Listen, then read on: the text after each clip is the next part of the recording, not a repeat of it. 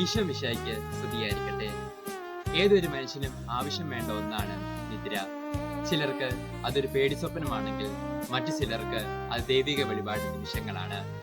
ബൈബിളിൽ നിദ്രകളെ പറ്റി പ്രതിപാദിക്കുന്നത് ഉൽപ്പത്തി മുതൽ നമുക്ക് കാണാവുന്നതാണ്. ദൈവമായ കർത്താവ് മനുഷ്യനെ ഗാഢനിദ്രയിലാഴ്ത്തി. പഴയ നിയമത്തിലെ ബാലനായ സാമുവേലിന്റെ നിദ്ര, പുതിയ നിയമത്തിലെ യോസേപ്പിതാവിന്റെ നിദ്ര, ഈശോയുടെ വഞ്ചിയിലുള്ള തലയണ വെച്ചുള്ള നിദ്ര തുടങ്ങിയവ നമുക്ക് ബൈബിളിൽ കാണാവുന്നതാണ്. ഇത്തരം വിശ്രമങ്ങൾ ദൈവിക ദർശനങ്ങൾ ലഭിക്കുന്നതിനുള്ള മുന്നൊരുക്കങ്ങളായി ഈ നോമ്പുകാലത്ത് നമുക്ക് ചിന്തിക്കാം. എന്റെ നിദ്രകൾ ഏതൊക്കെ ഗണത്തിൽപ്പെടും? എന്റെ നിദ്രകൾ ദൈവിക ദർശനങ്ങൾക്ക് ലഭിക്കുന്നുണ്ടോ? എന്തിനൊക്കെയാണ് ഞാൻ വിശ്രമം നൽകേണ്ടത്?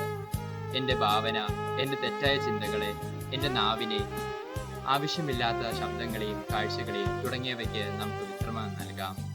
സ്വയം ആത്മശോധനയിലൂടെ നമ്മുടെ തെറ്റുകൾ എന്തെന്ന് കണ്ടെത്തി അതിന് നമുക്ക് വിശ്രമങ്ങൾ നൽകാം.